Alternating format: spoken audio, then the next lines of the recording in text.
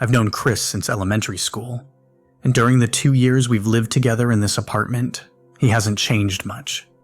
He's still into sci-fi and fantasy, still a little bit shy and awkward around new people.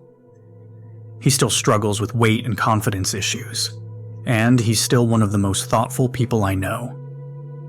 Or at least he was, until recently. Between my dead-end warehouse job and family drama, I've got my own issues. But I try to help Chris with his problems just as he's always been there for me during mine. I was the one who first suggested to Chris that he use dating apps to make friends, and maybe find something more. It had worked for me in the past, and I figured that if Chris could message back and forth a bit to build up his confidence, he might have a little more success. That makes this my fault, at least partly. But let's face it, I was worried about the guy. He hadn't met anyone new since high school, and the pandemic limited his options even more. Without access to the game shops and conventions that were usually the only places he felt comfortable socializing, Chris retreated further and further into his shell. He still talked my ear off, just like old times.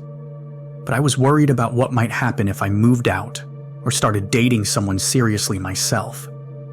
Chris wouldn't have anyone left. Maybe I pushed him too hard. Maybe I ignored the signs.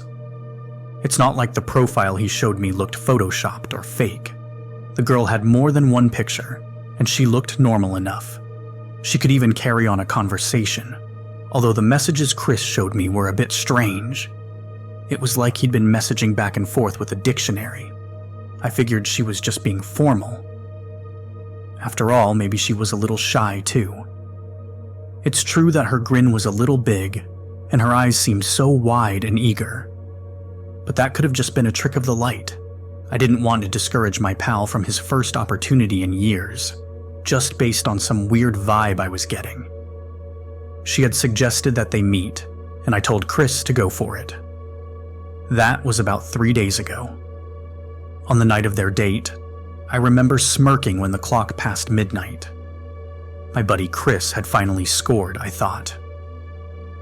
I was still up gaming in the living room when Chris came in around 3 a.m. When he ignored my questions and walked dreamily toward his bedroom, I figured he was just tired, or hopefully, too pleased to speak. Even when Chris hadn't left his room by 2 p.m. the next day, I wasn't concerned. He'd had a late night. Sleeping late was typical Chris behavior too, and I was about to be late for my shift.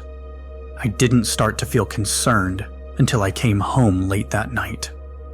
The kitchen had been ransacked so badly I thought we'd been broken into, and the smell coming from the bathroom could have gagged a maggot. A half-eaten can of refried beans was splattered like blood across the floor. Drawers and cabinets hung open. Ripped open plastic packages and crumbs were everywhere. The mess led straight to Chris's room, but his door was shut tight. I was exhausted from 8 hours of lugging cardboard boxes around the warehouse, so I just made a mental note to talk to Chris about his cleaning and eating habits before collapsing into bed. The ransacked kitchen was unchanged when I woke up. With a sigh, I knocked on my roommate's bedroom door. "Chris?" I asked. No response. I opened the door with a grimace. This room too smelled awful. And with the blinds closed and lamp off, it was incredibly dark. I could barely make out the shape of Chris's chest rising and falling beneath the bedsheets. He was breathing like someone on a respirator.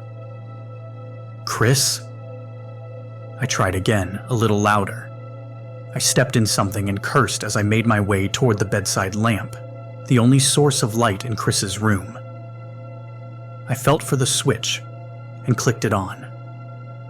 The room was an even worse disaster than the kitchen, but it was nothing compared to Chris.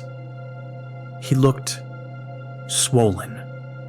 His skin puffed out as though he were having an allergic reaction, so much so that it seemed he couldn't even open his eyes. His skin was covered in sweat, the remains of food, and his belly beneath the sheets. It was so large it seemed distended. I didn't have much time to stare, however, because Chris's inflated hand started flailing around for the light. He smacked it blindly, plunging the room back into darkness. A horrible wheezing sound came from his throat. "Chris, dude, you're scaring me," I shouted. "What's going on?" Bloated fingers closed around my neck. It was like Chris was trying to pull me toward his face and shove me away at the same time. I was shaken like a rag doll. Since when had my roommate been so strong? I fell into the disgusting trash on the floor and hurried for the door, slamming it behind me. That plain white door with my roommate's name written on a chalkboard had seemed so plain and ordinary just a few minutes ago, but now it was like the doorway to some awful nest. I kept my eyes fixed on the knob, and I realized I was horrified of seeing my roommate in the light if he came out. I tried to plan my next move, wondering if I should call for help. Chris didn't have medical insurance, though. With a slam, my roommate's door flew open. I squeezed my eyes shut and froze as he barreled towards me and past me to the bathroom. I peered around the corner and saw my roommate on his knees in front of the toilet in a position I was all too familiar with. I almost felt relieved. Was that it? Just a hangover and an allergic reaction to some weird cocktail? I went over to Chris to put my hand on his shoulder and ask him what I could do for him. He was retching, but nothing was coming out. At first, that was before I noticed the enormous bulge in Chris's throat. It was like something that had been growing in his stomach was finally making its way out. As sickening as the sight was, I didn't react right away.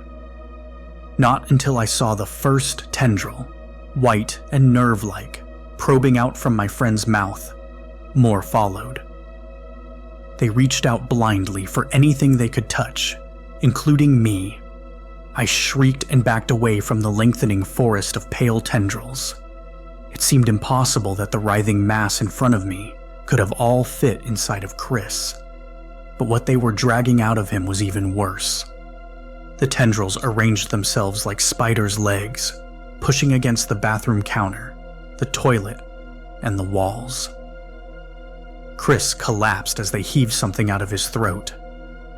It was a fetus, but not like any human baby that I'd ever seen. For one, it was fully alive and mobile, twisting to get free of the tendrils it had used to escape from my friend's body. It gnawed on itself until it got free, landing on the floor with a sickening splat. Before I could react or even scream, the gooey, squirming, horrifically human-looking thing scurried away down the bathroom vent. The forest of tendrils that had birthed it began to wither and cave in over my friend's body. I grabbed Chris's wrist, but I didn't need the lack of pulse to tell me that he was dead. Much too late. I called emergency services. The first responders were ordinary police, but when they saw the scene in my bathroom, they made another call, and the two men who arrived a few minutes later didn't look like the agents of any law enforcement agency that I have ever heard of. They didn't even identify themselves, instead relying on the police to convince me to talk. Not that I needed much prodding. I was already babbling like a lunatic, and I would have done or said anything to get an explanation for what I'd just seen. They asked me if I'd shared fluids or any meals with my roommate recently. They asked if we'd kissed, or if he'd put his mouth on my body at all. Then, without answering a single one of my questions, they sterilized the place and left, taking what was left of Chris with them. The two agents had a hushed conversation beneath the window of our second-floor apartment. I couldn't hear all of it, but I did catch two phrases. "My God," and "they've found a new way to breed."